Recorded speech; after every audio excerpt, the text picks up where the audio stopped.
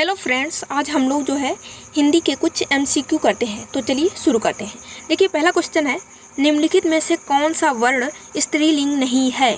तो छोटी ई, बड़ी ई, की री से री सी, की बड़ो ऊ। तो इसमें कौन सा हो जाएगा? बड़ा ऊ हो जाएगा। देखिए, जो छोटी ई है, बड़ी ई है, री से री सी है, ये जो है स्त्रीलिंग है। और इनको छोड़ करके जितने भी वर्ण होते हैं वो क्या होते हैं? पुल्लिंग होते हैं। तो इसमें कौन सा हो जाएगा? बड़ो ऊ हो जाएगा। क्वेश्चन नंबर 2 है, लुंठित ध्वनि है। तो देखिए, लुंठित ध्वनि क्या होती है? जिसमें जो हमारी जिह्वा है, जिसे बोलने में जो है ताल में एक या एक से अधिक बार लगती है, तो वो जो ध्वनि होती है उसे कहते हैं लुंठित ध्वनि। तो इसमें जो है रा, डी ऑप्शन सही हो जाएगा, है ना। तो लुंठित ध्वनि है रा। क्वेश्चन नंबर 3 है, ओष्ठ स्पर्श व्यंजन अल्प प्राण अघोष वर्ण कौन सा है? तो देखिए, पा देखिए बोलने से ही जो है लग रहा है। पा जो है, क्या हम बिना ओठों की सहायता से बोल सकते हैं? नहीं बोल सकते हैं। तो पा क्या हो जाएगा? ओष्ठ हो जाएगा। फिर है अल्प प्राण। तो अल्प प्राण देखिए कौन से होते हैं? पहला, तीसरा और पांचवा जो वर्ण होता है वो क्या होता है? अल्प प्राण होता है। किसी भी वर्ग, का वर्ग, चा वर्ग, ता वर्ग, टा वर्ग, है ना, पा वर्ग, कोई भी वर्ग हो, उसमें जो पहला, तीसरा और पांचवा वर्ण होता है वो क्या होता है? अल्प प्राण होता है। अघोष वर्ण क्या होता है?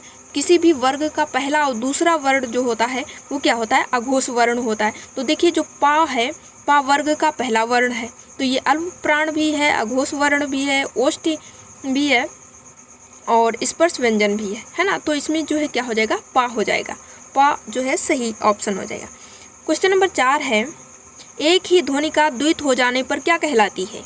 तो एक ही ध्वनि का द्वित हो जाने पर है वो जो है संयुक्त ध्वनि कहलाती है। अब देखिए, जब दो व्यंजन किसी स्वर की सहायता से बोले जाते हैं तो जो ध्वनि होती है उसे कहते हैं संयुक्त ध्वनि। अब जैसे देखिए, छा है ना। देखिए, जो छा है वो किससे?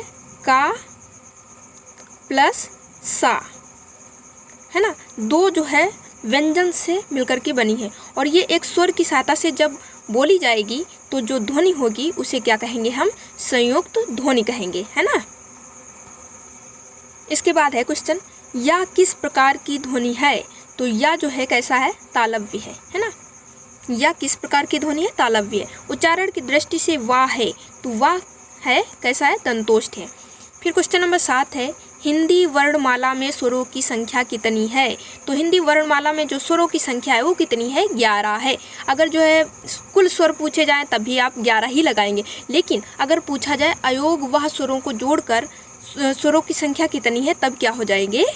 13 हो जाएंगे। तब अंग और आह को जोड़ दिया जाता है। वैसे कितने होते हैं? 11 होते हैं, है ना।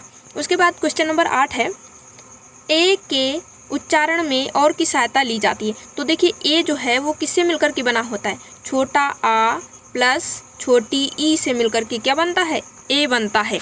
और छोटा आ कंठ से बोला जाता है और छोटी ई तालु से बोली जाती है। तो इसमें जो है ए का उच्चारण स्थान क्या हो जाएगा? कंठ और तालु। B option is right. देखिए, अगला क्वेश्चन है क्वेश्चन नंबर 9, जिन वर्णों का उच्चारण स्वतंत्र होता है उसे कहते हैं। तो उसे क्या कहते हैं? स्वर कहते हैं। और व्यंजन क्या होता है? ये स्वतंत्र नहीं होते हैं, इन्हें बिना स्वरों की सहायता से बोला नहीं जा सकता है, जबकि स्वर क्या होते हैं? स्वतंत्र होते हैं, है ना। तो इसमें क्या हो जाएगा? Option D is right. फिर क्वेश्चन नंबर 10 है, दा, फिर जो है आ दिया गया है का सा। तो देखिए, जो ये जो है का और सा और आ से मिलकर के क्या बनता है? छा बनता है। और ये क्या हो गया? दा हो गया। तो जो है ये क्या हो जाएगा? दक्ष हो जाएगा। क्वेश्चन नंबर 11 है, लिपि चिन्हों के क्रमबद्ध समूह को क्या कहते हैं? तो क्या कहते हैं? वर्णमाला कहते हैं। Option B is right.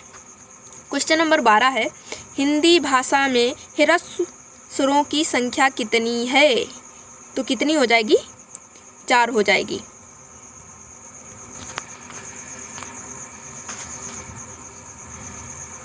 फिर देखिए, क्वेश्चन नंबर 13 है, ऐसी कौन सी 2 मात्राएं हैं जिनका प्रयोग तो किया जाता है किंतु उनका समावेश स्वर में नहीं किया जाता है? तो कौन से हो जाएंगे वो?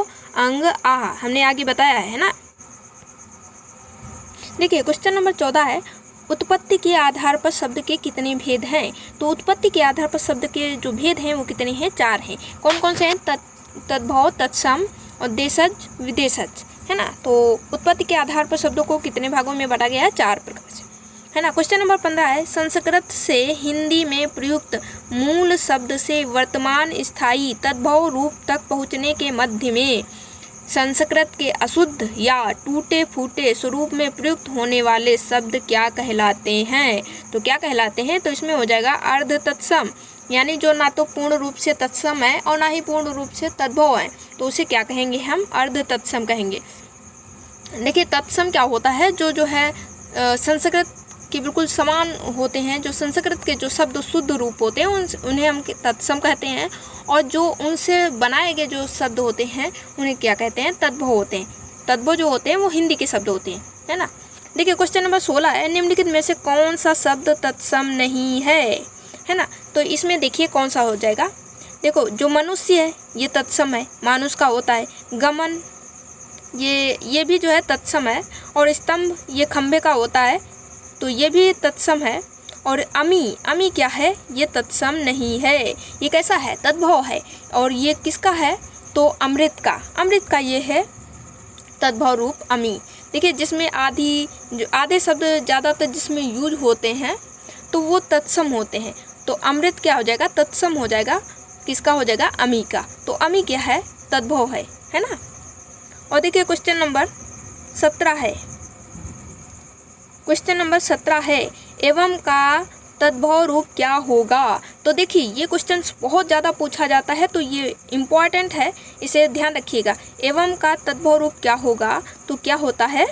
और होता है। एवं तथा ये जो दोनों हैं ये संस्कृत के शब्द हैं, तो इसमें क्या हो जाएगा? और क्या है? एवं का तद्भव रूप है, तो इसमें बी ऑप्शन इज राइट। फिर क्या है?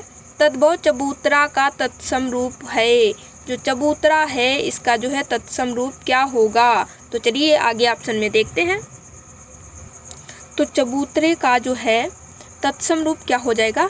चतवाल हो जाएगा, तो इसमें डी ऑप्शन राइट हो जाएगा। क्वेश्चन नंबर 19 है, निम्नलिखित में से तत्सम तद्भव का सही युग्म है? तो कौन सा हो जाएगा? इसमें ऑप्शन बी इज राइट। अच्छवाट अखाड़ा क्या है? तद्भव शब्द है, और अच्छवाट क्या है? तत्सम शब्द है, और ये सही है ना। और जैसे बहुत लोग कहते हैं ईख ये वाला सही हो जाएगा, तो नहीं, यहाँ पे ईच होता है ना।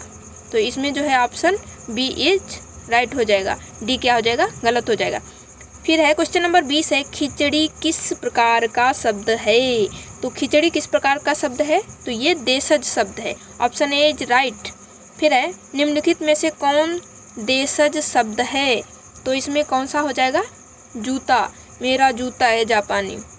तो निम्नलिखित में से कौन देशज शब्द है? तो जूता हो जाएगा। देखिए क्वेश्चन नंबर 22 है, लास शब्द किस मूल भाषा का है? तो लास शब्द जो है किस मूल भाषा का है? तो ये तुर्की का है ना। लास शब्द किस मूल भाषा का शब्द है? तो ये तुर्की भाषा का है। क्वेश्चन नंबर 23 है, कारतूस किस भाषा का शब्द है? तो कारतूस किस भाषा का शब्द है? तो इसमें फ्रेंच हो जाएगा, ऑप्शन सी इज राइट। 24 है, निम्नलिखित शब्दों में से विदेशी शब्द को पहचानिए। तो इसमें विदेशी शब्द कौन सा हो जाएगा? ग्लास हो जाएगा, ऑप्शन ए इज राइट। फिर क्वेश्चन नंबर 25 है, अजायब घर है। तो अजायब घर कैसा है? देसी शब्द है, तद्भव शब्द है, कि विदेशी शब्द है, कि संकर शब्द है? तो अजायब घर जो है ये कैसा शब्द है? संकर शब्द है। ओके, जय हिंद, जय भारत।